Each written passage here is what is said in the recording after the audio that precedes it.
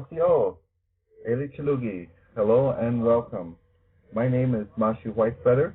I am one of your hosts this evening. I am Chickamauga, Anigaduit, Chalagi, and Osahi.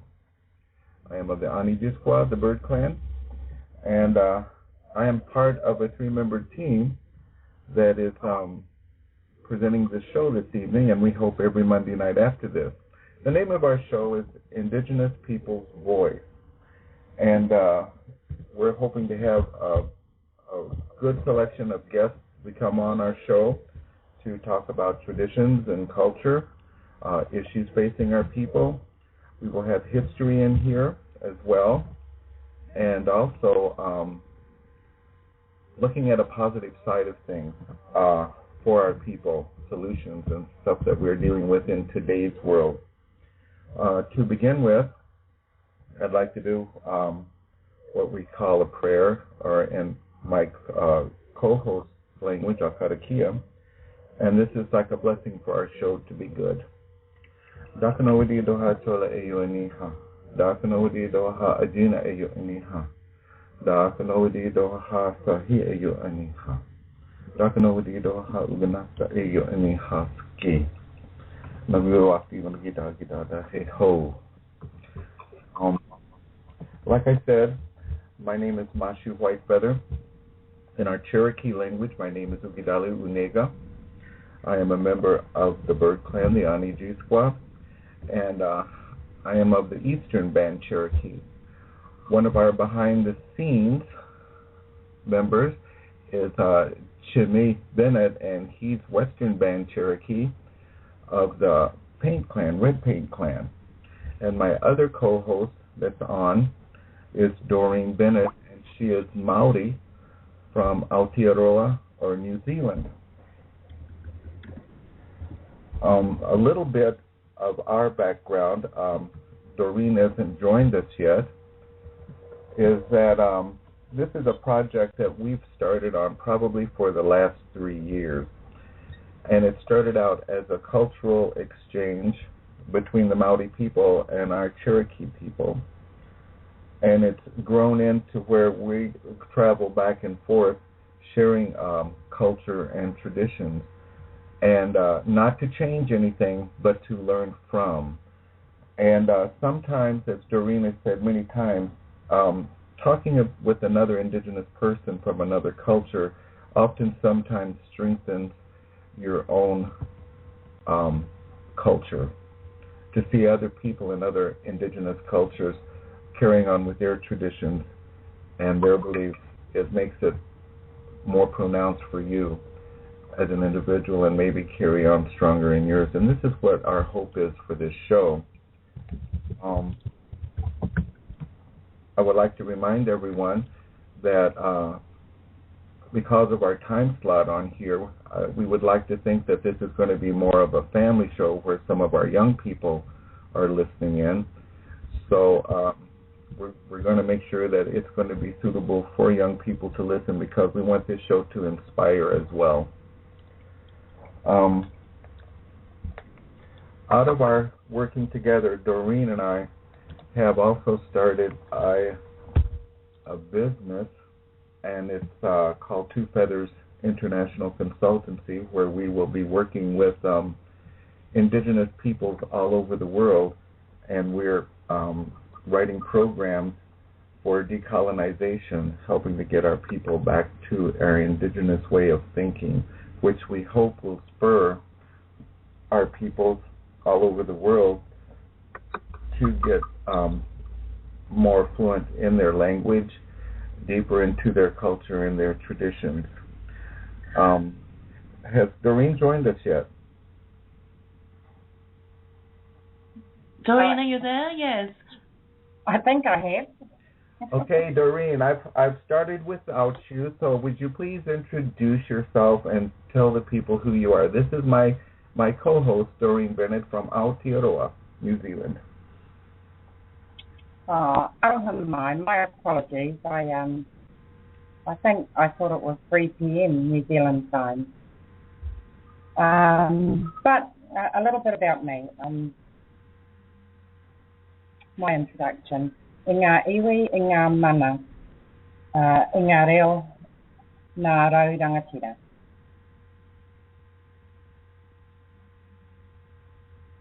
O te wā, haere, haere, haere atu rā.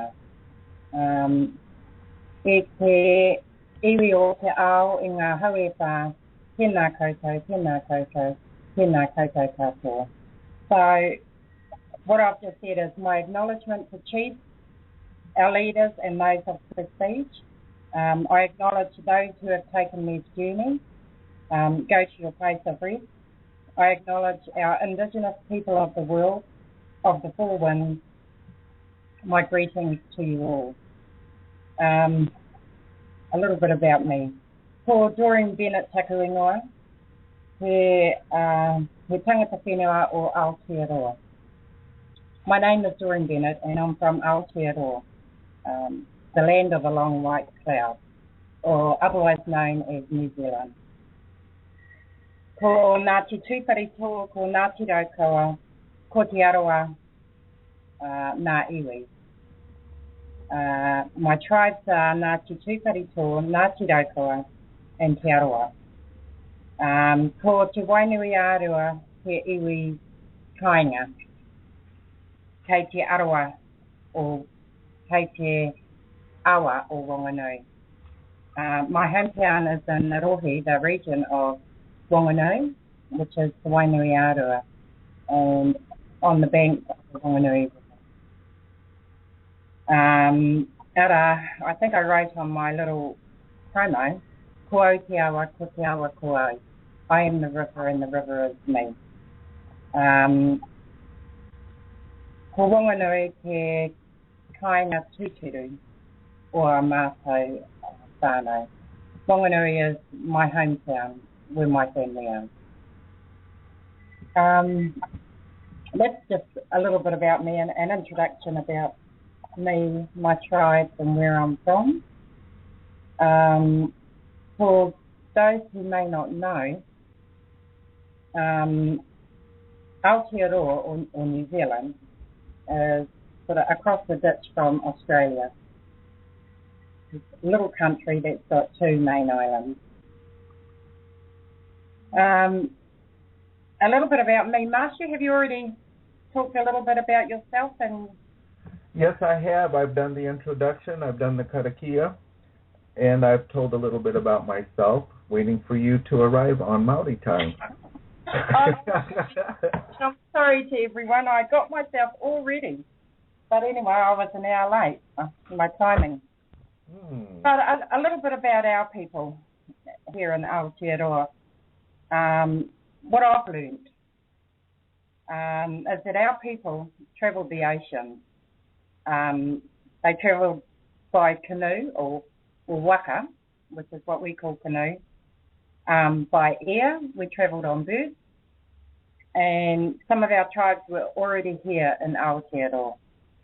They came from no other place. So that was over 1,000 years ago, and possibly dating further back from that. We were skilled navigators. We travelled all the oceans. These are the stories I've been told. We were skilled traders and entrepreneurs within the Pacific and beyond. We were communal people. We lived in whānau, family groups, or as a family, and hapu, which is our sub-tribe, which are groups of families. And these made up the iwi, or tribe, for us, and all of us share a common ancestor. Our tribal lands were identified by mountains, rivers, or natural landmarks. These determine who we are, who we belong to, and they hold a spiritual connection for us. Our uniqueness as tribal people is in part determined by our location. Traditional designs and patterns, clothing, our dance styles, diets, and of course our dialects.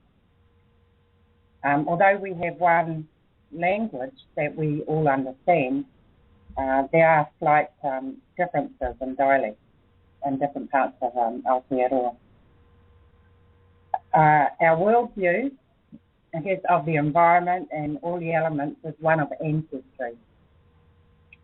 And, we see Ranginui as our Sky Father, Papatuanuku as our Earth Mother, and their children as our God. They had 71 children, and each of them held an essence that is given to us as part of our existence. Our traditional practices were based on spirituality. Everything we did was surrounded by karakia or prayer and ceremony. We had a very, very high respect for our environment and all those around it. And we always acknowledged our God. That's a little bit about me and where I come from and my people. It's sort of, I've tried to condense it down to half a page. I was telling them a little bit about myself. Our culture is very similar to Doreen's culture. I think you'll find most indigenous cultures are similar, even though we will have differences as well. She was talking about the structure of the Maori people with being very family oriented, and on up to where, from the iwi to the haput and on up to that. With our people, we have so many people that make up a family. So many families make up a clan. So many clans make up a tribe, and so many tribes make up a nation. This is with our Chalagi people. I am one member of the White Feather family. There are several families that make up the Aniki Squire, the Bird Clan. In my case, there are so many clans, 7 clans that make up our Chalagi tribe, and then there are 7 tribes that make up the Iroquois or the Iroquois Nation. Our tribe is not listed as being part of the Iroquois Nation, depending on who you talk to, but we are very much Iroquoian. I think when the European migrants came here and decided to rewrite our history, they didn't understand our tribal links and alliances and linguistic groups and things like this, and so they put the Cherokee with another group of people called the 5 Civilized Tribes. But we are very much Iroquois. Our cousin tribe is the Mohawk, and if you hear Mohawk being spoken, it kind of sounds like Cherokee. I can pick out a word every once in a while, which doesn't mean I understand their language at all, but that's how close we are. Very similar. I think we just don't have the nation, Marshall. I'm sorry, I didn't hear you, Doreen. We are similar, very similar to us. Yeah. Well, we are to you, right? Father, except for the nation. We don't really. I have traveled to New Zealand several times within the last 25, 30 years, and I look at the Maori people and Aotearoa, New Zealand, as like a second home to me. And I'm just amazed at how much the Maori people have accomplished just within the last 25 years. And my prayer is for our indigenous Americans here to get our acts together and try to get as much done as the Maori people have done. One of the things is that their language was almost extinct 25 years ago, and within the last 25 years it is now a recognized language, and it's even being taught in all the public schools, and even non-indigenous people are being taught that in the schools, and that alone is a major accomplishment in my eyes. They have what they call immersion schools all across the country, and they've taken a lot of modern day society and have adapted it to fit Maori needs and Maori ways of thinking. Am I correct, Doreen?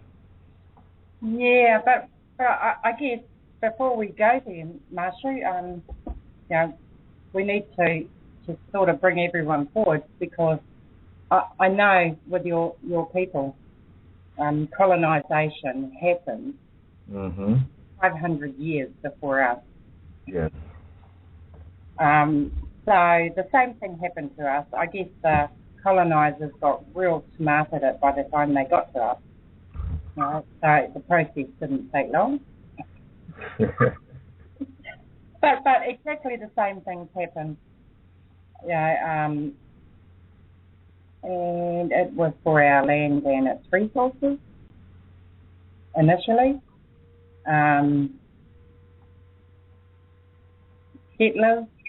Settlers from England coming over. But there's a whole pile of reasons. I don't want to go into every detail. But possibly if we look from our treaty, Aotearoa has got one treaty, the Crown with our people here, which was signed in 1840. Now, that was between the Crown and some 500 chiefs around the motu, around our country. And I think it was signed possibly at that time in good faith. But within a year or two, the Crown had already broken promises. And so it's been from then we've been fighting for recognition of our treaty and the words that the Maori signed to, Maori people. And that's the Treaty of Waitangi, correct? Yes, the Treaty of Waitangi. We only have the one treaty there, and it's still on the table. It's still recognised. It's not necessarily honoured in full. But I guess if we go back to that and what happened to us, and I know the same thing happened over there. Once that was signed, the promises were broken, land grabbing happened, the settlers came in, our spirituality was lost to religion. All of that came in after the signing of the treaty. It came in with ease, actually. The Crown created laws that could justify their actions to bring settlers over, I guess, and grab our land and wipe us out. But anyway, you look at that happened right up to the late 1800s. And it wasn't until by the turn of the century when we were dying out as a people from disease, sickness, disconnected from our tribal lands. All of those things were happening the late 18th century into the early 19th century. And from about 1920 or 30, we had some key people that were putting in place a process for us to survive, I guess is the word, survive as a people, which included our language, our practices. When we talk about, and I probably told you that, 25 years for our language, but it really started way before then.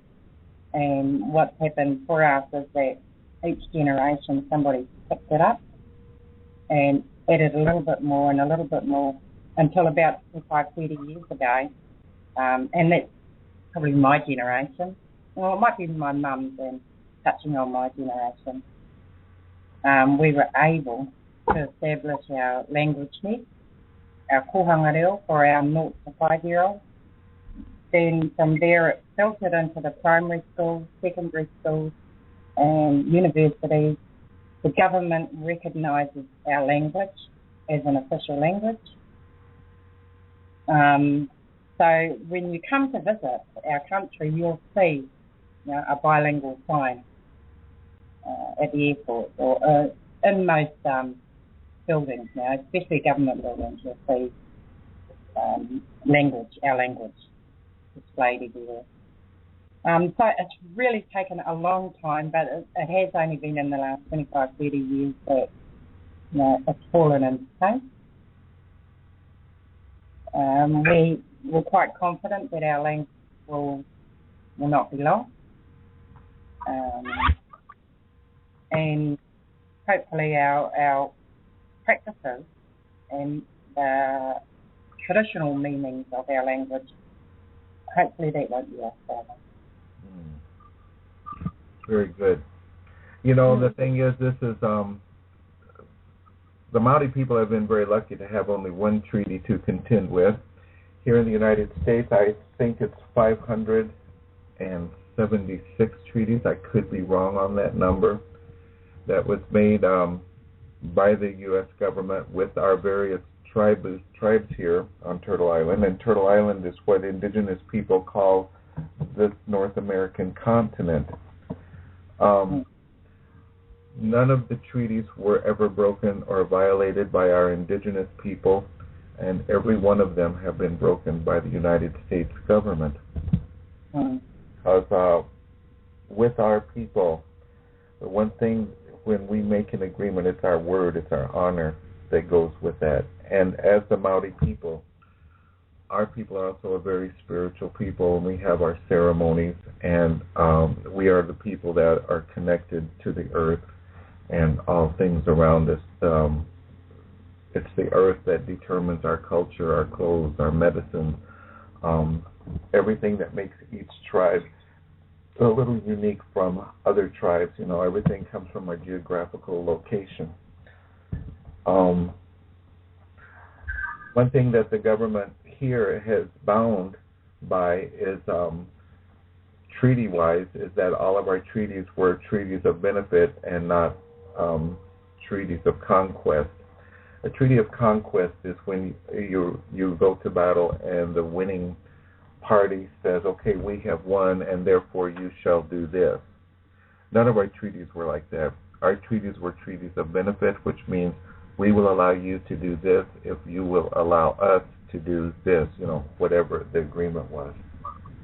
So because of that, so far our treaties have held up in federal and Supreme Court. So this is an ongoing thing, and this is why we nowadays have native attorneys that specialize in nothing but indigenous laws. Doreen, is there anything else you would like to add right now?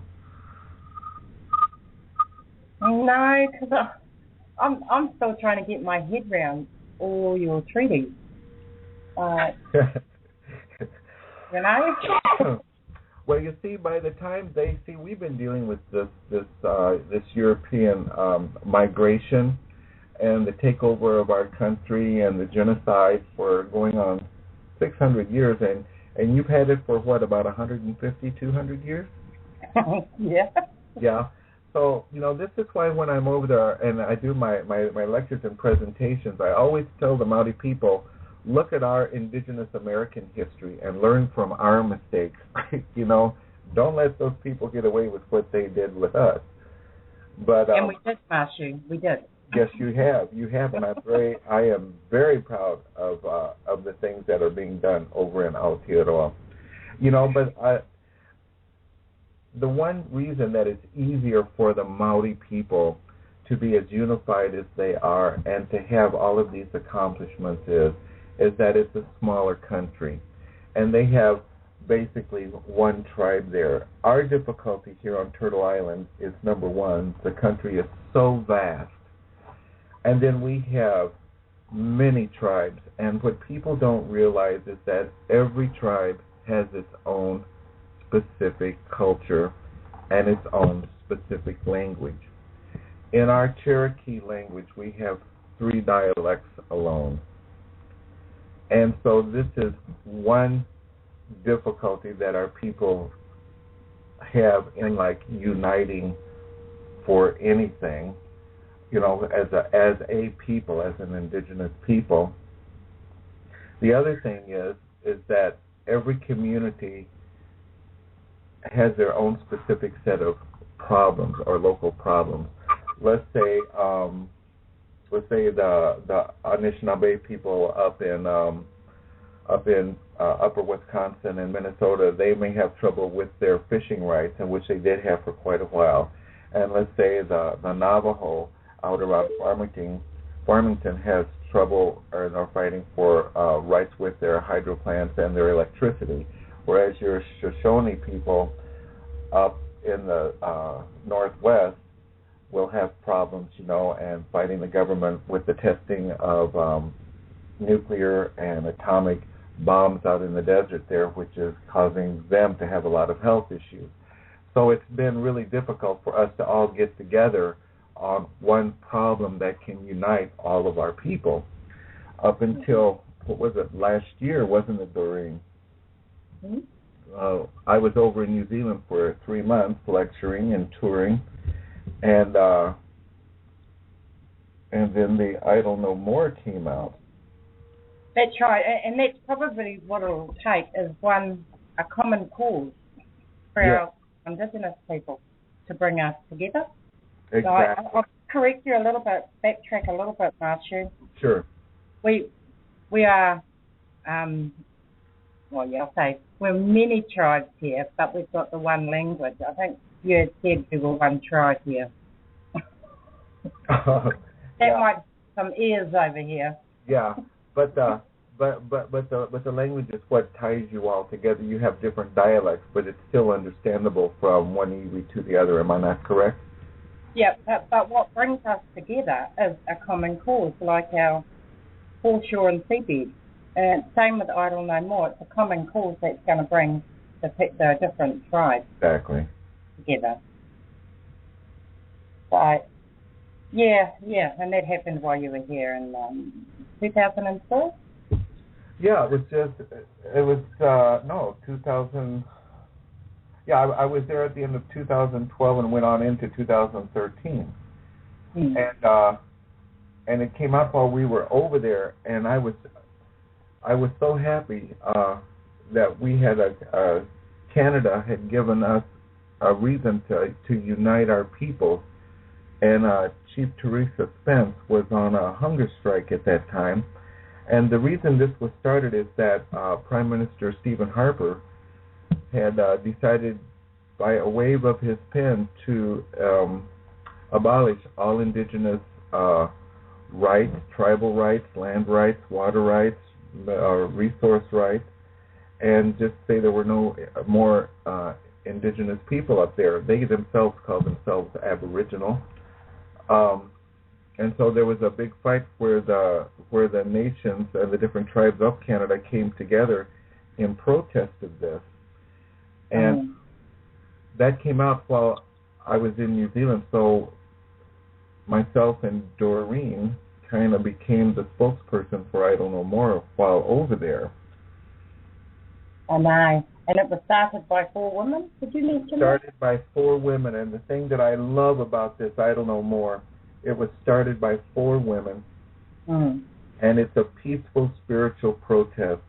The only weapons that the people have in Idle No More are the hand drums, the songs, and the round dance, which is a welcoming dance. And this was to protect tribal rights at every level, including treaty rights, land rights, water rights, and all of the natural rights around the people and their communal areas. And it started out, our big fear was that people were going to look at this as just an indigenous fight. But what it is, it's a fight for all humanity. I mean, it may be our indigenous people that came up to head the fight because they were messing with us first. That seems to be the case in history here on on Turtle Island. But in the end, it was going to affect all human beings, not just our indigenous people. And this had to do with, it still has to do with tar sands and the fracking and the pipelines, where it's just destroying all of the earth and causing a lot of changes in the earth. And because of that, New Zealand just may drop down to the bottom of the ocean within no time at all, because of all the oil that's being pumped out through fracking. It's the oil in the earth to us is like our Mother Earth's blood. And when you take that blood, that's causing the earth to shift. And Doreen, explain this a little bit better, because I don't understand the exact terminology, and you know the geographical locations better. But underneath the whole island of New Zealand, there's a fault now? Well, No, it's always been there. Where, New Zealand has got a fault line running right through it. Or Aotearoa has. And what happened was all this drilling into Mother Earth, into opportunity, is, I guess, creating a dirty big hole under us, where it's affecting our fault line, creating more earthquakes here. Isn't it making the fault line like grow? I think that's what I had heard. It's causing it to grow several miles longer, and the fear is that if it gets much bigger and much longer, then the whole country of Aotearoa just may sink. That's one of the conversations that I have heard. I'm not an expert in that, so I don't know. I'm just going by what I've heard in conversation. I know, Marsha, but wouldn't common sense tell us that if you drill big holes under your land, that there's going to be a consequence? Yes, and that's showing up all over here in the United States. There are sinkholes appearing everywhere. Oil is coming out. All of our water is being contaminated now from this stupid fracking, and it's contaminating the water. It's contaminating the wildlife that comes to the water to drink. It's contaminating the fish and all of the vegetation in those areas. Now you're having not only that, but you're having oil spills. It's destroying the earth. We're not going to have an earth to live on if this continues. And I don't understand. This is the main difference, I think, between indigenous people and non-indigenous people, and it's that our indigenous people are so connected with the earth. I have been told since I was a kid by my grandparents that our people are here as caretakers of the earth. It is our duty to make sure the earth is just as good, if not better, for generations to come. I have heard them say that we do this for our children, for 7 generations to come. But in actuality, we are borrowing this land from our children and preserving it for them for 7 generations to come. Now, this is our indigenous way of thinking, and we respect all life. We believe everything has a spirit. I am a traditional. I am in no way a Christian or any of the other foreign religions that were brought to our country. I was brought up old way. Now, the way that modern society thinks today, and especially the corporations, there are 6 corporations that own all the governments in the world, I think, and theirs is, I want to be comfortable now, I'm going to exploit all of this earth so I can have my riches and have control of the rest of the world, and there's no consideration for anything that's going to be in the future. And the way they're doing it, there's not going to be a future. And then we've heard of all these the prophecies of the end of the world back in 2013, and everybody was getting up in arms and all upset. We were told in our prophecies of the change. We knew there was going to be a change, and these prophecies have been for hundreds of years, and passed down. And it wasn't that it was going to be the end of mankind and the end of the earth. It was just going to be a big change. And yes, things were going to be way different. There were going to be some people that died, but it would still be our indigenous peoples that pull the earth through this time of change. And this time of change happens about every 130,000 years, from what I am told. Oh, yeah. But wouldn't it be,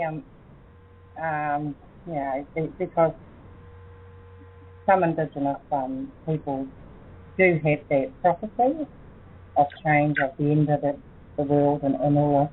But you see, it depends on how you define the end. To us, it meant the end of the way things are now. Yeah. But wouldn't it be nice to think that it was a natural disaster that caused that and not a man-made one? The man-made ones are actually... That's what hurts the most. A natural disaster, you can kind of, okay, that's the way it is, like the Ice Age 130 years ago. But to think that our people, not our people, but mankind did it themselves, and just hurried the process along, But yeah. Oh, and then what I was going to say is that, after coming back last time from spending 3 wonderful months over in Aotearoa, I come back and I was expecting to see this really big movement of our indigenous peoples with this I don't know more, because even when I lectured there, one of my statements in my lectures was, what affects one indigenous people will ultimately affect all indigenous peoples of the world, and all indigenous peoples of the world have to unite, because to me this falls on our shoulders to preserve sacred places like the rainforest, our forest here, to protect our mother, the earth. And I came back to the United States, and I was surprised at the number of people that didn't know what I was talking about. Nothing had hit mainstream media in this country, and it's not hitting mainstream media because mainstream media is controlled and told what to say. And the thing that I am so grateful for is this little computer in front of me that gives me an access to cyber smoke signals called the Internet, where we can find out what's going on in the world and find out what the truth is. And this is what it takes, and I am so grateful for this medium of communication.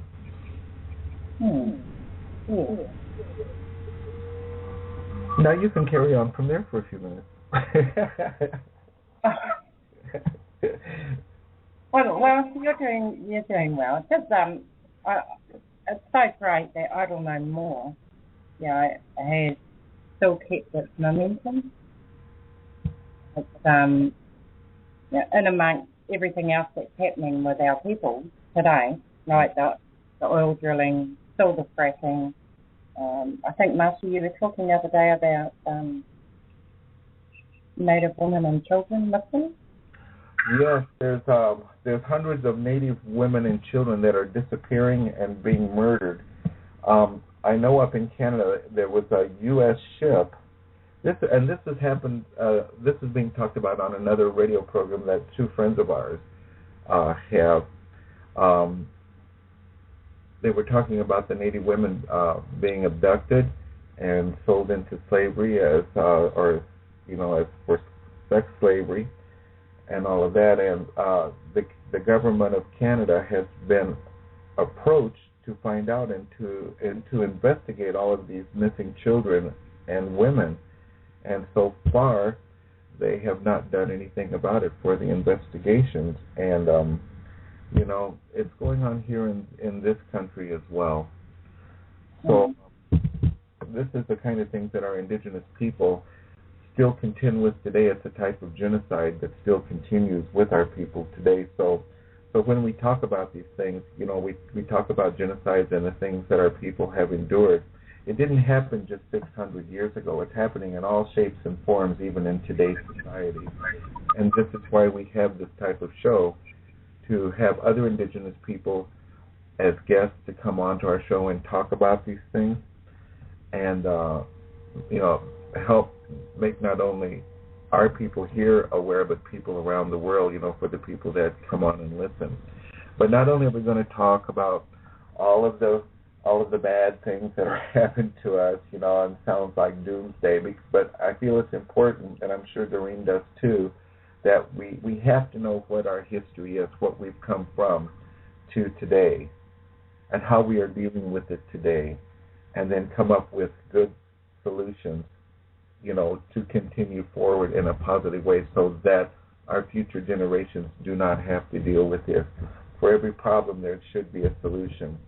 And with my perspective, I want it to be, as much as it can, a traditional solution. Our people are very modern today, but we are still very traditional. I've tried to conduct my life in a way to show, especially our young children, that you can be successful in what we call the white man's world today and still not give up anything of your traditional beliefs and values and traditions. I'm a retired healthcare professional and was taught in Indian education, and as a counselor I was head of what's now called Title IX. Baraboo District in the state of Wisconsin, and I would go to work every day. I would always be dressed traditional. Well, from the waist up, I would not wear my leggings and stuff to work, but always ribbon shirt. And this is the way I was brought up. This is the way we've dressed all of our life, and I was very much respected. I was 45 years in the medical profession and about probably 10, 15 years in education at the same time. And this is to show our people, and especially our young ones, that you can survive in today's world. You don't have to give up anything about being Indigenous. The one good thing about surviving in today's world is that we can take what we consider bad from the larger dominating culture and throw what we think is good, keep that, and throw what we consider garbage away. As Indigenous people, we have to accept all the good and the bad about us. And what most people don't realize is that most of our people live in two different worlds all the time, and especially our young people. And not only people they don't know it, if they do, they don't really care because they don't understand that. And because of that, our children, I think it's our American teenager suicide rate is like twice the national average. And so this is what we need to do. We need to be more responsive to our young people and give them good role models, on how to survive in today's world. So this is one way that we're trying to do it here in our own little ways, and I see it happening all the time in New Zealand. I saw some very good role models over there, and we would like to hear from other people from other countries of the world that are compare and learn from each other. Am I not right, Doreen? Oh. Yeah, mind you covered quite a bit in what you were saying, so I was just trying to find a way to condense that a little bit. And I think when we'll talk about the restoration of our traditional values and practices, probably a little bit later. But touching back on what you were talking about earlier, like the oil drilling, the fracking, the women, Native women and children going missing, because those are really big issues at the moment that are affecting the environment and affecting us as Indigenous people because we have a connection to our environment. But I think it's also non-Indigenous people are also, some non-Indigenous people are also supporting our fight. Yes, and we're very thankful for that. We have a lot of supporters, more all the time. Yeah. But just touching on that oil drilling, because I had to recap some stuff last night and today, in regard to that. Because New Zealand had, and I'm pretty sure they've passed in law, the public right to protest. The law that goes something like the law that they've got in place now gives the oil companies rights so that they can poke holes in our country and the surrounding waters. Yes, it's the same thing here. Oh, okay. And it didn't go through Parliament. They've just put that law in place. The Environmental Commissioner, I think. I think right now the big thing right now is that they're trying to put a pipeline, KXL pipeline, all the way from Canada across through treaty territories, treaty land, all the way down to the Gulf of Mexico. And right now there's a big fight that this is not to go. Our Indigenous people do not want this pipeline to go over treaty land and over traditional land that the government has recognized because of what it does, because all those pipes leak. It's been proven that it leaks. There's been many oil spills that has destroyed the land where the pipeline has been. And, in my mind, why do you keep taking this oil out when there's much better ways of energy that is eco-friendly and is sustainable? But it's the big oil conglomerates. They don't want to lose control and have their grip on the world. It's my personal opinion. But hopefully we get enough support that we can curtail this, or at least keep it in the courts for a while where it doesn't actually take place. Mm-hmm. Oh, hey, I don't understand how, and it's all about money, eh? I don't understand how a company cannot see, the damage that it's doing and the long-term, just the long-term vision. In the end, it is money, but it's also control. Yeah. I'm going to mention that if anybody would like to call in with questions, our number here is area code 718-506-1564. Again, that number is area code 718-506-1564. I meant to mention that sooner, and I didn't do that. That was me.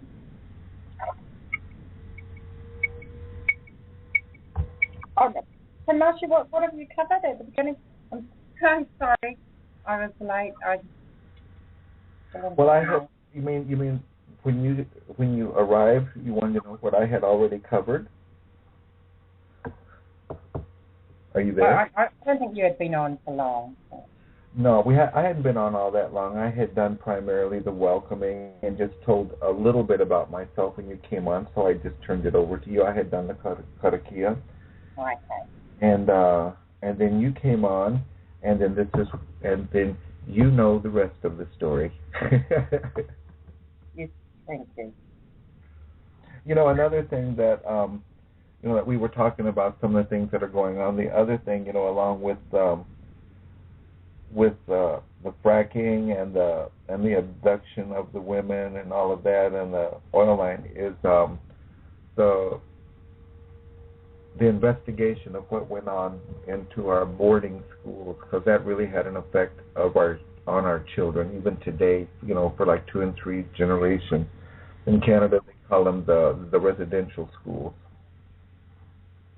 And this is these are being addressed, and there has been apologies, I think, by the government of Canada for that, but the follow-up and the process of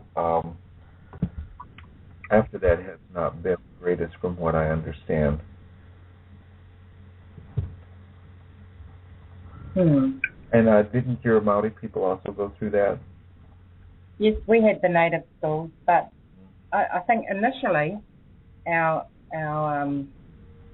people that went through the first wave of native schools came out very academic.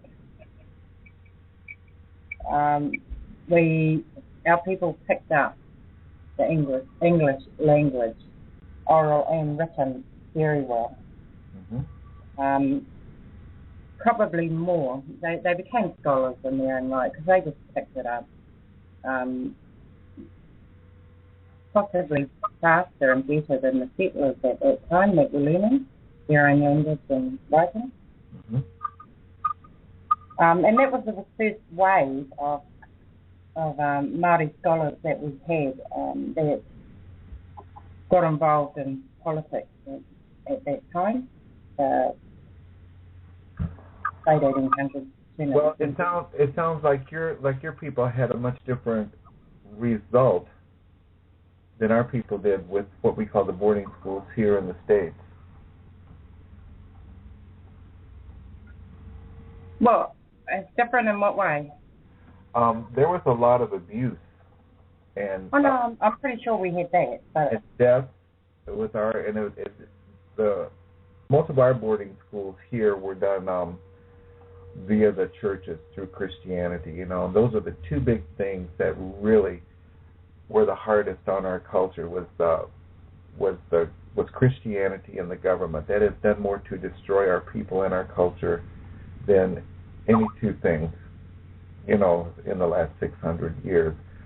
And I'm not saying it was the religion itself, but the people who professed it. I respect everyone's belief, and but I look at a person's heart first, and any religion can be abused to get, the results for your own personal gain, and this is what happened a lot of times here in the United States and Canada. And we could do a whole show on that. But the thing is that we are now, through counseling and stuff like that, picking up the pieces where we can get our people whole again and thinking indigenous again, so we can move on from that. And that's the thing. That's where I think we should put our focus. Never forget who we are. Never forget where we come from. Know our language. Keep our traditions and our culture alive, but move forward.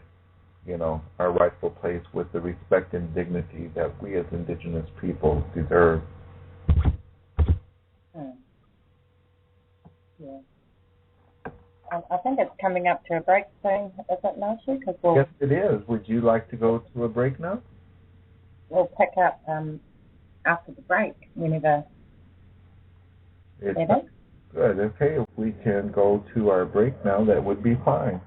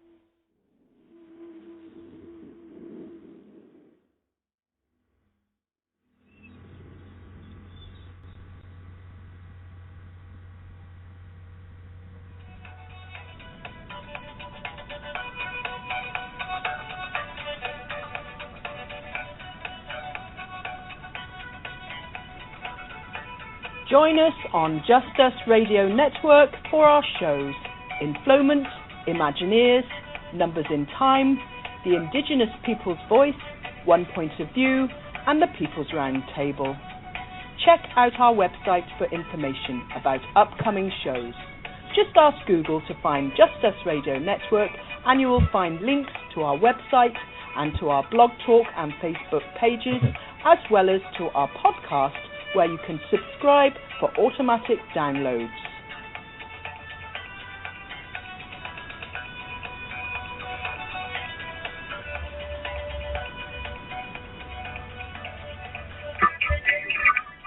Oh.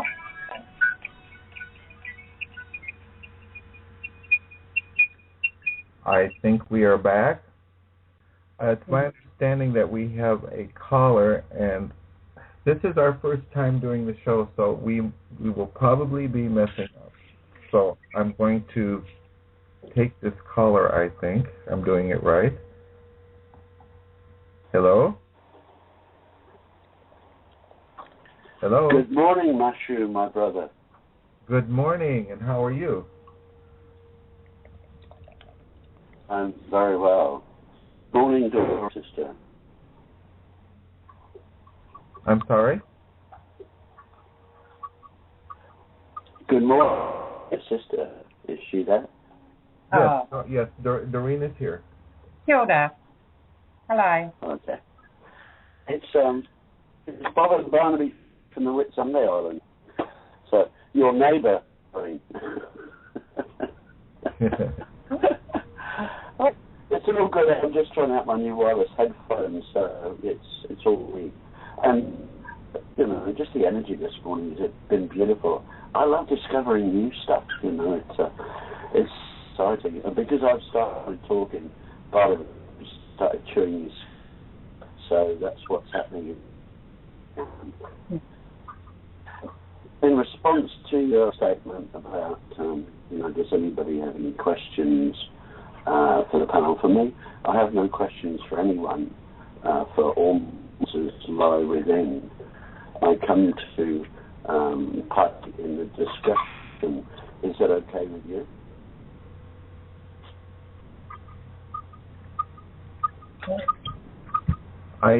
We keep losing some of his conversation here.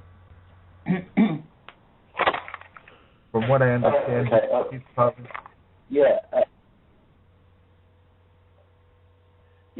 I come to join in the discussion, for I have no questions of anyone, because all my answers lie within. And I've been researching, I'm always fascinated by the origin of man and where he came from, and come across a tribe called the Saltrians, who supposedly at the end of the last ice age, 17,000 years ago, went west across the Atlantic Ocean, following the receding ice pack, and they claimed to be the first sort of was to seed North America, and there's other peoples that came across the Bering Strait, and so I'm just sort of trace back where did the first couple come from, and interesting in Australia. Where I am, the Garo tribe, which means King tribe, which has turned out because there's hardly left up here. And I feel really sad this morning because I've just spent half an hour on the internet to find out the Aboriginal, the indigenous names of all the islands in the Whitsunday Island group, and there's 74 islands up here. And I've been unable to find out what the original names of those islands are. So I'm feeling a bit sort of sad about that even that's been sort of wiped out. But on an encouraging note,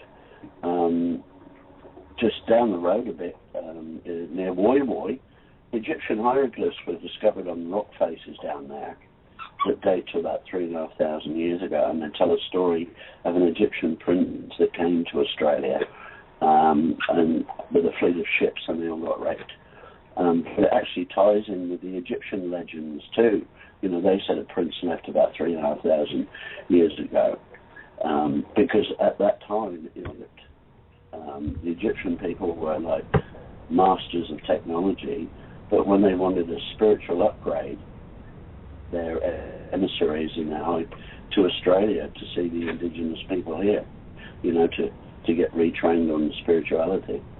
And one of the ladies in the presentation on Egyptian hieroglyphs in Australia, who's a tribal elder in South Australia, was telling her of her racial memory, and their racial memory goes to a time where there was only one tribe, and they were all living in one place, and at that time, the tribes split into different factions and went off different ways. And now, to me, that sounds like there's a racial memory there going back to Gondwana land. So for me, I believe that is indigenous to some place, and it's just that most of us aren't living there anymore. We've sort of wandered around, and so what I'm looking for energies to unite all, and honouring every tribe's culture and every tribe's difference, because for me it's just the same as every human being. Every human being is different. So then the differences, celebrate the differences, accept the differences, and just to enjoy that rich tapestry that it is all that we are. Okay, I'll take a break there for a minute. Okay, Bob, we're having a lot of echo that is going on with your call, so I'm going to mute you because it's I can mute out this end. I'm sorry. And we will get back to you throughout the show. I've muted out this end. Okay, and then we'll get back to you. How does that sound?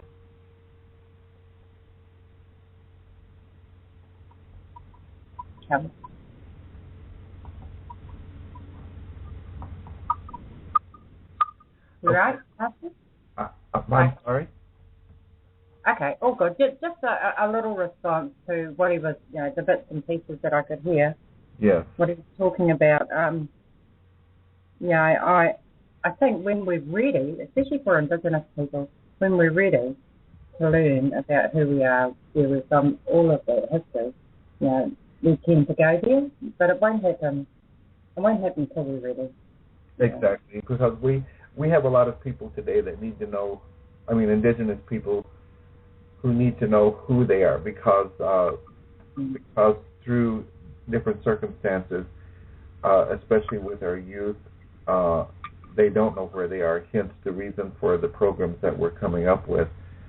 The one thing I would like to say, he was talking about, the migration, to Turtle Island and all of that. The Bering Straits theory has been disproven over 50 years ago with blood typing and I think DNA now, and it's been proven that our tribes are indigenous to Turtle Island, to this whole North American continent. And our stories of creation tell of that, and the stories of creation change from one tribe to another. But the one line of truth that comes through that is that our people came from nowhere else. And up to this point, what's really good is that science has been backing up our stories of creation, which is usually not the case, and I guess that's why we call it faith. But so far, this is what has been discovered so far, and then there's more things that happen. There was, by archaeological finds of human remains, that dated even back further than what was initially thought. And I think as time goes on, we're going to find out more and more. But this has been one of my biggest things with the schools, because I lecture in schools all over, and it's that these outdated things of history have still continued to be taught in the schools. And so people really in this country don't have a good sense of what the real history is of this country, and that's the purpose that that I lecture to tell about our people and the history of our people, and do it in a good way so that, I don't have people going around, feeling guilty or anything like that. That's what history is. When all people have a good side and a bad side, but history should not be lied about. The truth should be told. So hopefully, man will someday learn not to keep making the same mistakes. Learn from our mistakes so that all these people don't have to go, be killed again. There's better ways to get along. And that's. Matthew, I think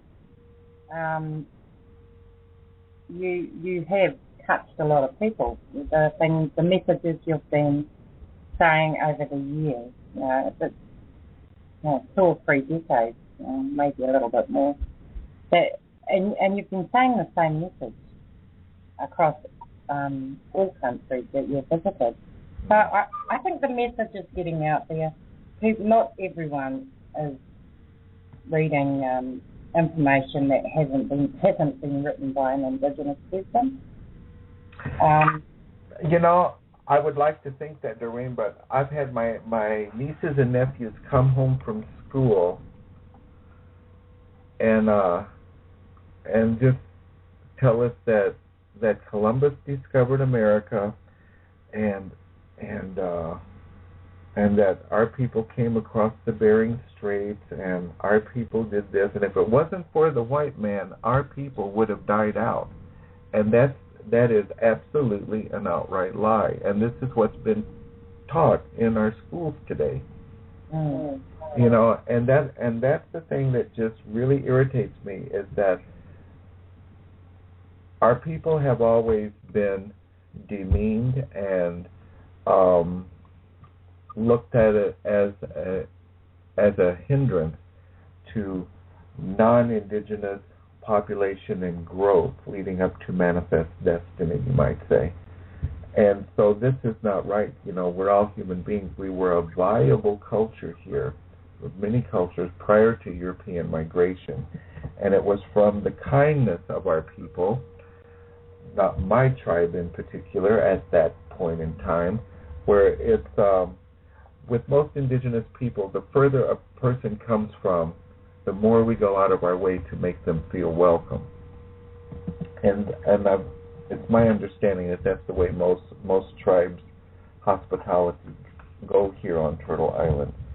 And that was really taken advantage of.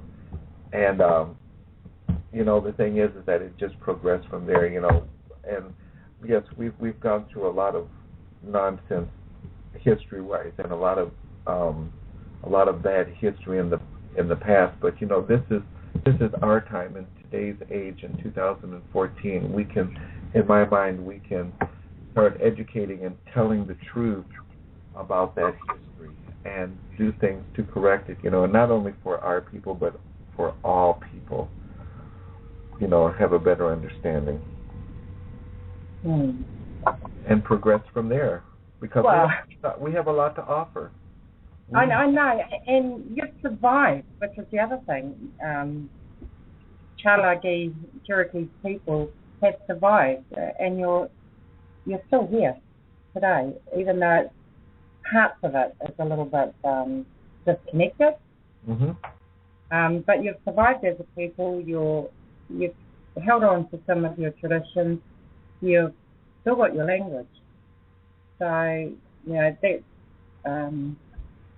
To come through 500-600 years of oppression and everything that happened with you with the colonization machine. Some of us have our language, and there's a big push to by certain people. And one of our guests in the future is going to be talking about that in a project that he's working on. It's one of our guests that we have scheduled this month, and I'm anxious to talk to him. I'm told that I was really good at our language as a child, but we go through a time, and I'm talking, from what my grandmother had said, that, we went through a time where we were told not to speak our language, especially around non-Indigenous people. And so I can say some things, I can understand some, but I am by no means fluent anymore. And, this is something that I would really like to do, is to become fluent so that I can, teach. That's been one of my dreams. Okay. So, I think it is, and right now, every tribal community, I'm sure, has some sort of a language course, but I think our language is what defines us. One of the main things that defines us as people, aside from our culture. That just reminded me, I get really tickled when I hear people say, if you come to this country, learn to speak English, because we're an English-speaking country. And I remember grandmother said, if you want to come to this country, you learn to speak a native language, because that's the true language of this country. And the international language here amongst all tribes, before English was in the northern part of the U.S. and Spanish more in the southern part, was our sign language. We would each speak our own indigenous tongue, but the thing that was understood was our sign language. So that was the international language prior. Wow, that's all cultures, though. Yeah. Okay. Did you talk a little bit, Mashu, earlier about just the brief history of you and I and what we've done? I started to talk about it and Two Feathers, but it was mentioned very briefly, and I think we can elaborate on that. I did tell them that we started this about 3 years ago, this cultural exchange between our Maori and Cherokee people. Mm. And it has progressed to where we are traveling back and forth to each other's countries and doing lectures and presentations, and that we have started our own organization called Two Feathers International Consultancy, where we are writing adaptable decolonization programs for tribes around the world. And this is something that we're just venturing out into doing now, but I more or less just briefly gave a short synopsis. If you would like to elaborate on that, that would be one. Oh, okay.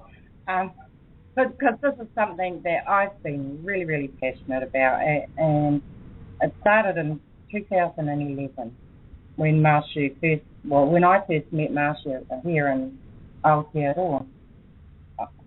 I could see the opportunity for our young people, our rangatahi, our youth,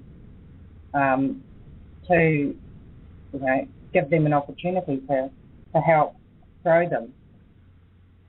And so one of the things we did was just establishing a relationship with Mashu and with his clan, his people.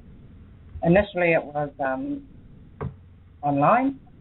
Mashu was here, but it was online. I got to meet a lot of his whānau, his family. And I think it was right from day one, Mashu, we could see the opportunity for both our people Yes. to learn to share traditional, not all, but some traditional practices and stories, knowledge, where it could benefit both our people. Yes. And especially our young people who are just floundering at the moment. So it started from there, and we just maintained and built the relationship between Māori and Cherokee. When Mashu came over, I think you were here for 2 or 3 weeks, Mashu, is that right? No, the first time I met you, it was for 2 or 3 weeks. And I went over about, it might have been about 4 months later. Yes. And I went over for 3 months because I had it in my head. I can see the benefits for our people, but also for us to share, because we're able to share some of our language teaching techniques, and just some of the information that we've got that can help another Indigenous people. That was one thing I was really interested in, because I had seen 25 years ago they had so many language tools to teach the language, and I was very interested in that because I thought maybe we could incorporate those teaching tools into teaching our people Cherokee. So we went through it, and we were able to get some of those to bring back, and also they have some excellent programs on decolonization of the people. So I think all Indigenous peoples, no matter what country you're in, can benefit from. That's right, and it is about sharing. But in order to get there, you still have to do the groundwork and the hard work, like staying in America, in Turtle Island for 3 months, learning traditional practices, traditional ways, attending powwow. So that, and also taking my family, friends, and different tribal members along with me, and that's where Skype, Facebook, the social media has been a great tool to take a group along with you for 3 months, which is what Mashu and I did. Yeah. And it was to show, where we were going with this.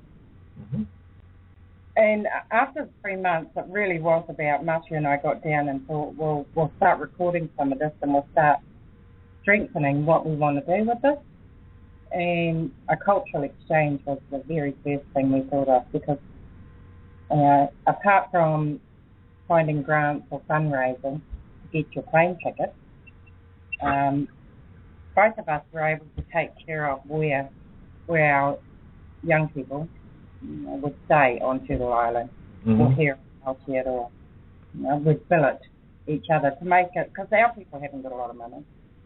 So it was to make it affordable for young people that may not ever get the opportunity to live with another culture, another group of people. So that's sort of how it started. And then as we've gone along,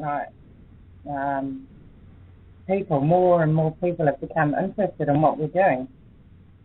And we started the Maori and Cherokee and Maori whānau Facebook page so that we could all talk and we could all start meeting each other online. That's very successful. Yeah. So it went from there, and then I think it was 2012, Mashu, when you came back here. We did quite a full-on itinerary where we toured the country. You decided I was going to work really hard that 3 months, and we did. Well, that's right. I was in the background doing all that work. Yes, she was. But the purpose of that was to, get out there and talk with schools, talk with people, our Indigenous people, and who shared the same vision, about well-being for our people. And what Mashu and I, as we were going along, we could see, a vision that was very clear for us, some goals, some objectives that we wanted to do, because this has always been about finding ways to help each other so that we can strengthen our identity. And we decided in 2012 that we'll take it a step further, because we've still got the Indigenous exchange that will be ready to happen, and if not this year, it certainly will be next year. Yes. A 3-month stay between our countries of youth or even adults. We don't want to exclude people that has been their dream.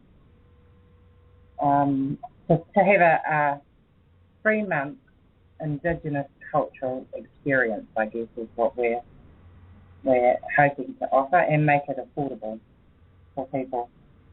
But alongside that, we also looked at, let's set ourselves up, between the two countries as a trust, a charitable trust, where we can find ways through education, running programs, where we can help make it affordable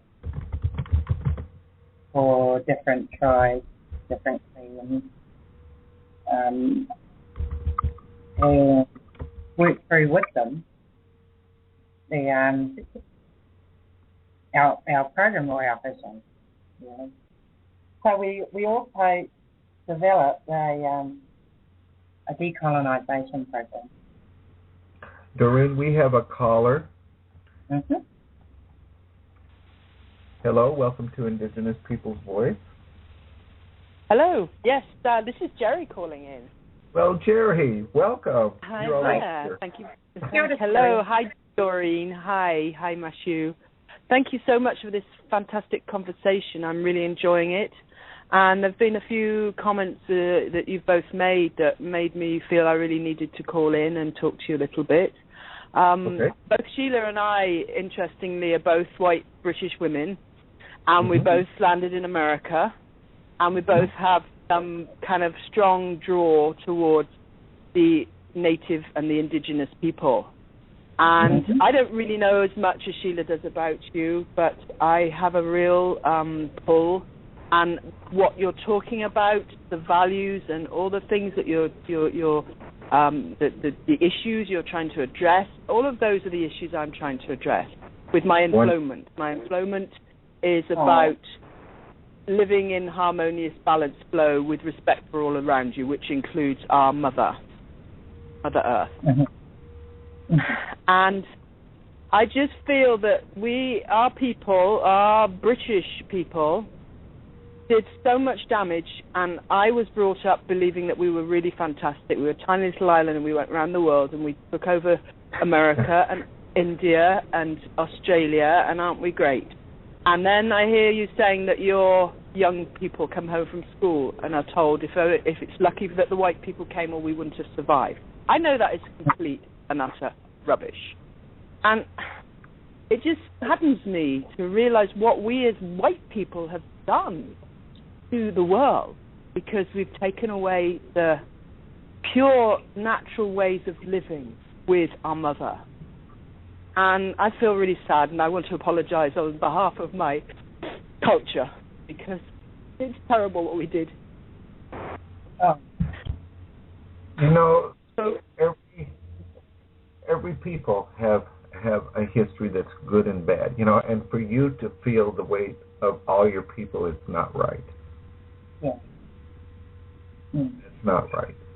The thing we have to do is educate and stop that way of thinking, you know, to make things better. This is where we're trying to head.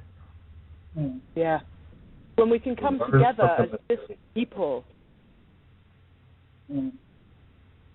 We have to learn from our program. What our program's about is just helping us find a way to go back in history and see what happened. But the program that we're looking at also brings our people out of that and looks at solutions, because it's about, for us, strengthening our identity. If we know who we are, where we come from, we've got our language and our traditional practices, then that gives, it's my belief, that gives us the strength to move forward. I've heard other programs talk about all the bad stuff that's happening to us, you know, and this is going on now, and this is going on now. And it's important to know those things. We have to know our history. We have to know where we're coming from in order to deal with today. But what I don't hear a lot of is, okay, what do we do now to make our future better? You know, and because when we make ourselves better, then we're going to make all of our people better, and we can all work on this together. And then it's going to be a more positive outcome for everyone around us. You know, and maybe I live in my own little mashu Pollyanna world, but that's the way I see it. And I like to believe that that's our hope. Yes, I think there's great hope, but we have to acknowledge that this has happened and then move forward. But I think it has to heal, and we have to. I know it wasn't me that did the damage, but it's the people I'm from, and you know. I want to acknowledge that happened. I don't want to go on believing that we did great things, because we didn't, you know. But I am all for moving forward into healing. And another interesting little point, this is in my connection, is my mother had in her house ever since I can remember, a little doll that was dressed just like you are, Doreen, in your picture. And I also know that my grandmother had a dream to go to New Zealand, and she never made it. So I'm coming on her behalf as soon as I can get there. Yep. And you'll be welcome. Thank I'll you. Thank you. I really look forward to making that trip, and I really will one day. I think Sheila and I actually will come together someday soon. So we have that hope. But I really thank you for taking the time to do this show, and I'm hoping more and more people will start to tune in and listen, because you've got a wonderful message. It's beautiful, and let's just keep pushing it out there. And it's about peace. You know, I shared that peace poem with you when you came on the People's Round Table, and that's really all it's about. It's about living in peace and harmony with each other, and respecting each other's differences. And it's pretty simple, really, if we could just give in to that and be grateful for what we do have on this beautiful planet. That's the key word, Sherry. Respect. Yeah. Without that respect for other human beings, none of the rest of it will fall into place. Yeah. And you know, and it's like what Doreen and I have found, and Doreen talks about this much better than I do. It's as Indigenous people, like when I go over there or she comes over here, sometimes it takes another Indigenous person to come and talk about their culture to really uplift the person and see what's within their own culture. Right, Doreen? That's right. And if you look at our young ones, it doesn't matter which culture we're from. You know, they have this attitude, they have this notion that, you know, I don't need that. I don't need to know how to speak Maori language, things like that. But what we saw was, you know, when mashu, especially one of the marae, one of our traditional homes, we had a group of young ones that came to it. Now, the room just went completely quiet. You could hear a pin drop. One is they would never get that opportunity, so they were so grateful that they had the opportunity to meet Mashu, dressed in his full traditional, and they were just so quiet listening to him give this message about our well-being, you know, things that we need to look at, because it's about strengthening ourselves. You know, start with little things, language, even if they're just commands, like kia ora or hello. Start listening to build ourselves up. Now, we could give that message, and they may not listen to us. And chances are some of them won't. But they just listen to Mashu. So it's about hearing the message through another Indigenous voice. And then following through with it, which is also the key. We can't just give them that and leave them. We've got to come back round, sit and talk with them, and then just keep pushing all of the positives and all the strengths in our culture, pushing it and giving it to them so that they start seeing for themselves, you know, I'm proud to be Māori. I'm proud to know my language, and they have no problem just spitting out a word or two here and there. And I think that's how it starts. And that's what we saw anyway, was that learning from another Indigenous voice. Yes, that's the way it started. It can start with just a few words, and then it kind of plants the seed, you know, that they want to know more. And hopefully this isn't with just children, but this is with all people, you know. I know I'm speaking for a lot of our Cherokee people in the South. When we were first confronted with this entourage of migration and the taking over of our Cherokee territory, the main thing to our people was to stay on our traditional land, because that's the land of our ancestors. And so our people thought, well, if we start dressing like these people, maybe they'll let us stay here on our ancestral ground. And then it got to be, well, if we show up in their churches, and they'll think that we're like them, and then we won't have any trouble, and we can stay, on our ancestral land, because our land is paramount to us. That's our history. That's where all of our ancestors from the beginning of time is. And of course, that didn't work when President Jackson came along, and we were sent on the Trail of Tears into Indian Territory, it was called then, later to be called Oklahoma, where we lost 1/4 of our total population on that death march. And the sad thing is, since that time, I have gone back to Alabama because elders told me it was time to come back and to help teach tradition and customs and stuff like that.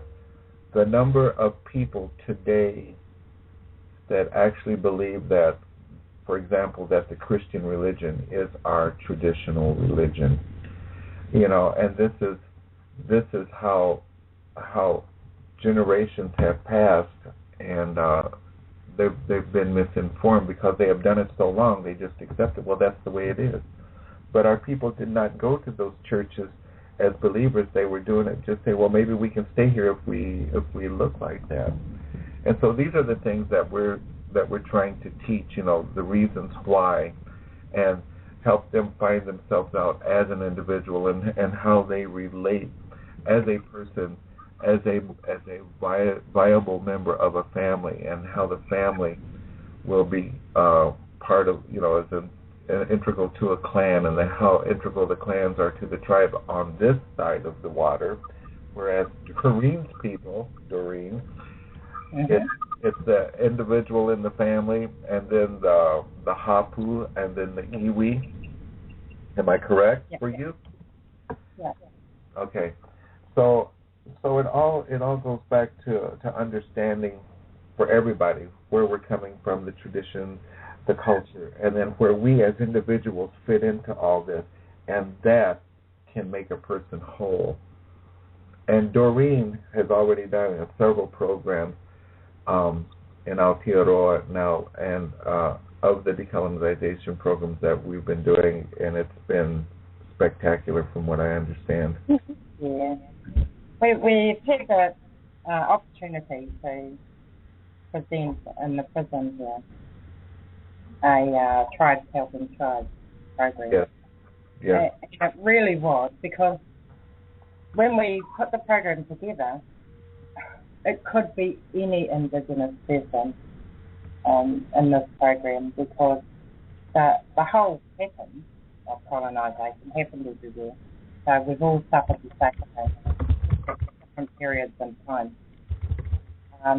But however, we did what we know, Cherokee and Maori, and combined it into a Tribes Helping Tribes presentation to really to plant the seed or ignite the flame, for them to want to learn their traditions, learn who they are.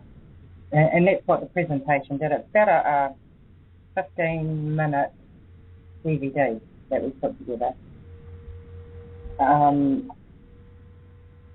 showing what this is who we are, this is what's happened to us, showing it in picture, song, and a few words.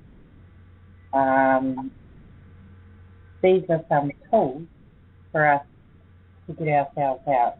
And the tools that we showed on the presentation in prison were our proverbs, our Indigenous proverbs, so that Cherokee ones, Maori ones, because our old people and our ancestors, with their wisdom, knew, just had the right words, but it always had a meaning and another meaning under it and another meaning under it.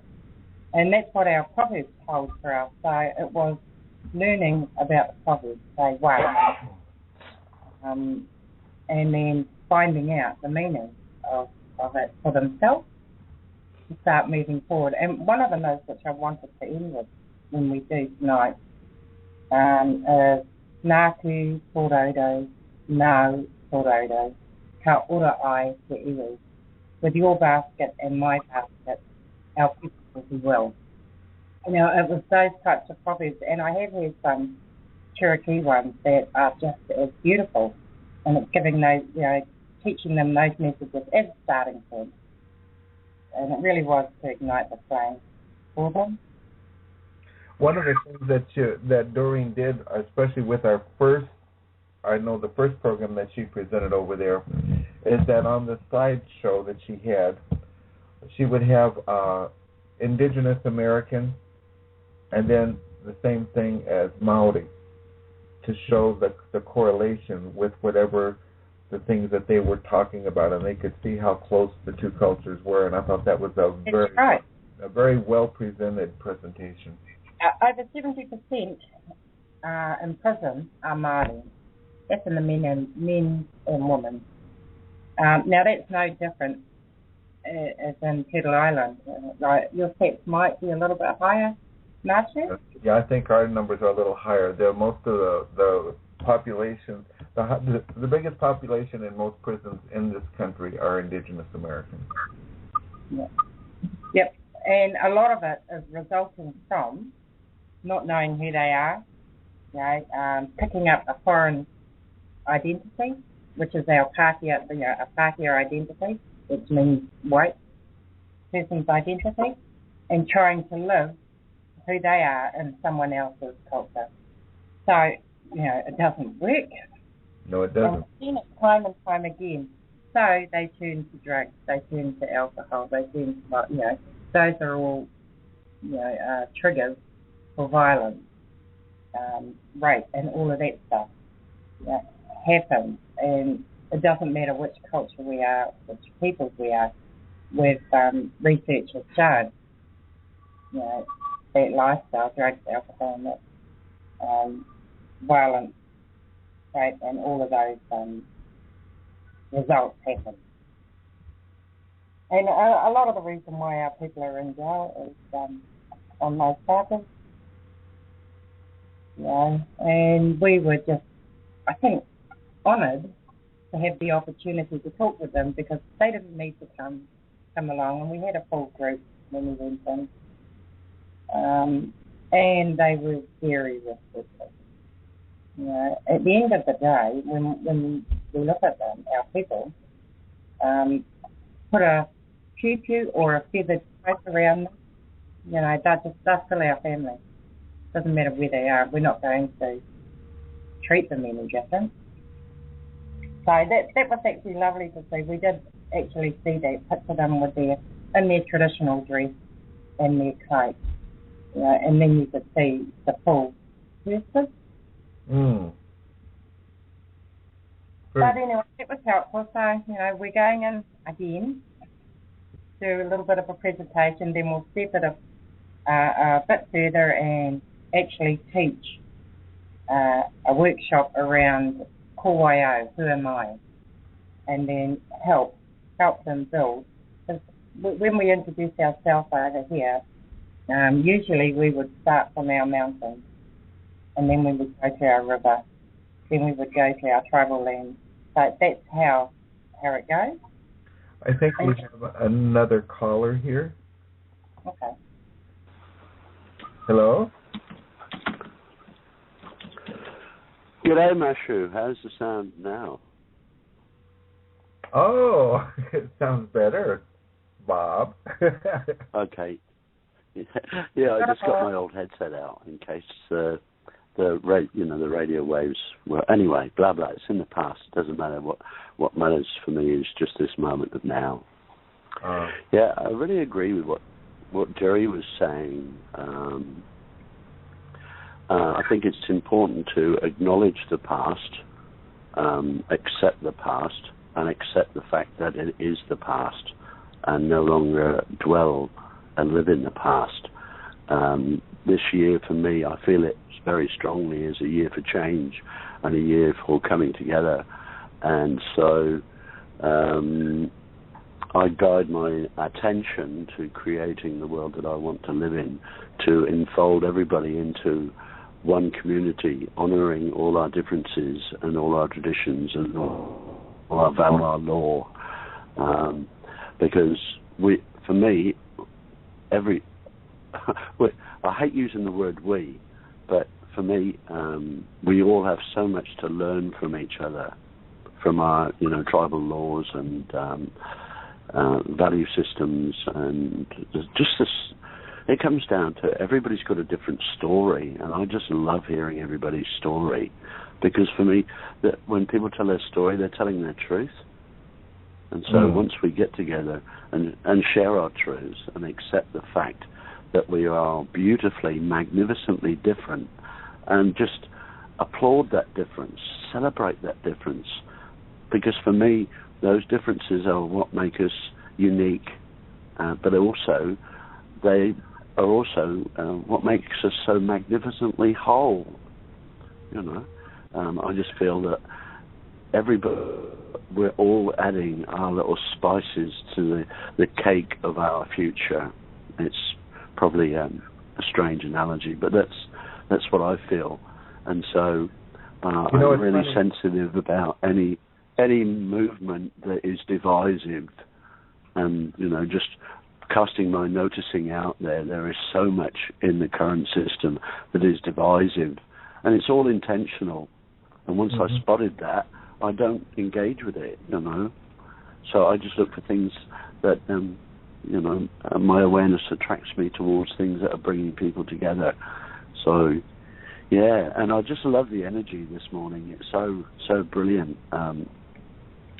The energy level here has dropped because the cyclones have gone away, and my body energy has dropped as well, so I'm back in my sort of calm-centered space.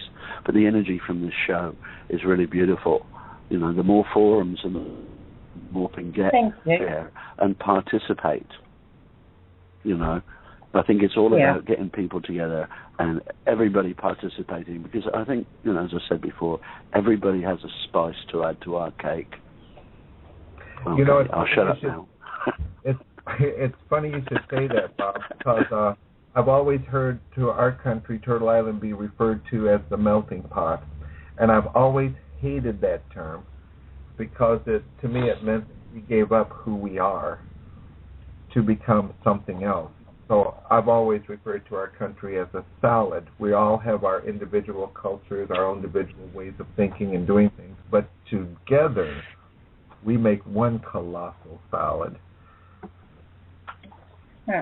Well, for me, Matthew, what is absolutely bedrock for me is I have an engineering background, so I tend to talk in engineering.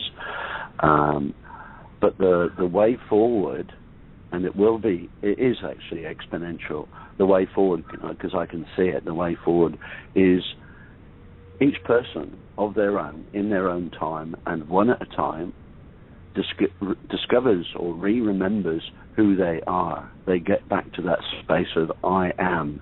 I know who I am, and I am content. For me, it's time to break the cycle of victimhood, because looking back through history, all that comes out for me is that we are all victims of victims. So, let's stop being victims. Let's reconnect with our hearts and get to that space of I am, because I do know who I am, and I feel incredibly powerful, but in a gentle way. So, yeah. That's cool. That's cool. Thank you for letting me share. You're very welcome, and thank you for calling back in. Oh, no worries. I like to participate, I love the concept of the talking stick. I think that is so beautiful, and I've used it so many times in my life in very many different sorts of groups, and it always works. It is the true way, and everybody understands the protocol. My greatest gift that I can give to any human being is my truth, and the talking stick is a process for allowing that to happen. And then the talking stick just goes around the table, and we've got a big table, and it might take a little while, but it is happening. Because once we all know each other's truths, then we've finally got real information to work with, and not this concept of, I can't say that because that's going to upset somebody. That's the pathway to destruction. Truth doesn't have to be confrontational. For me, my truth just is. You know, it's not an opening gambit for a debate. It's not a negotiable instrument. Here is my truth. What is yours? It's so simple. I do not understand the concept of argument anymore. For me, there are no arguments because we're all just beautifully different. End of story. I think that's right, and thank you for calling in, Bob, and sharing that with us. Thank you. I think it's important that we, as an indigenous tribal person, that we do know our history, you know, and that we never forget that. I don't think we should dwell in it. I don't think we should grovel in it, but we should never forget our history and where we came from. And I think that's an important thing for us as indigenous tribal people today.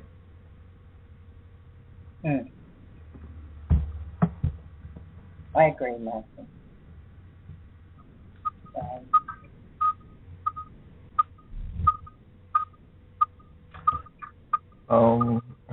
So we've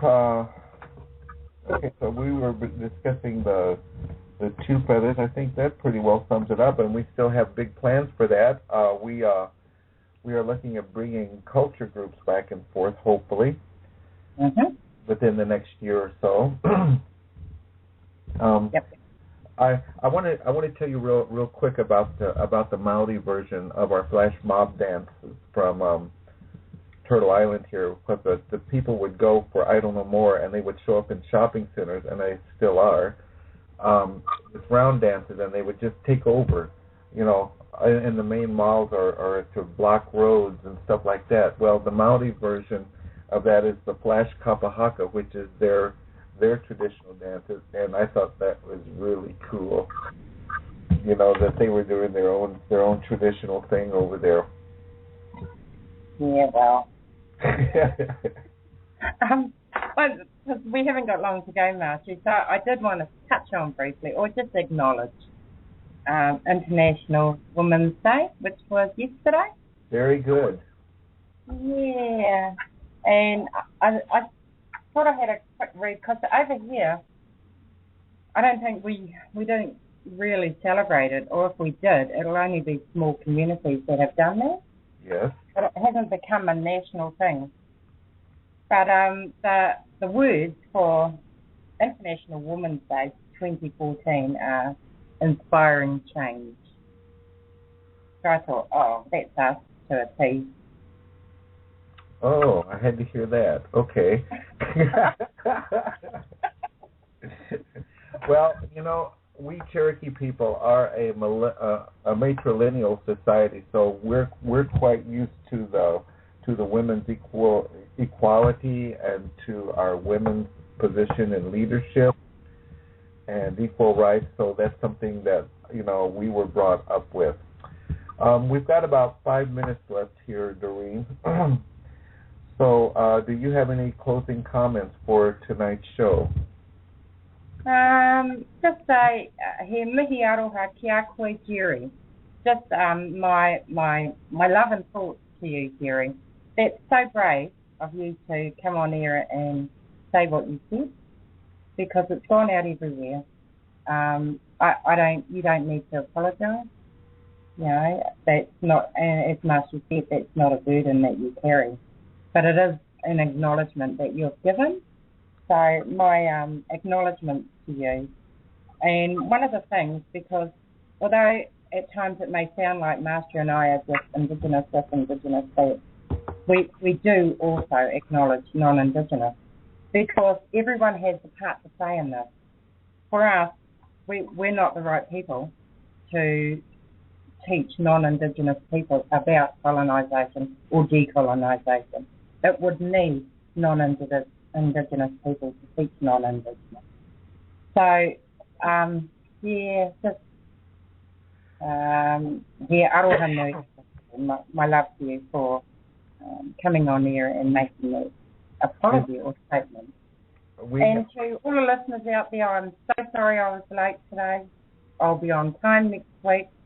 My message for everyone out there, because we're all, there is a struggle out there for all of us, whether it's the environment, our people. Paihiritia ki te aroha, paihiritia ki te harakeke ka motu. Paihiritia ki te aroha e kore e motu. Find it with faith and it'll break. Find it with love and it is eternal. Thank you all. Very good. And I would also like to thank everyone who tuned in. If we missed some calls that's coming in, sorry about that. We have to still learn this. So thank you for listening, and we look forward to being with you next Monday. Our guests will be Charles Two Dogs and Tracy Kennedy.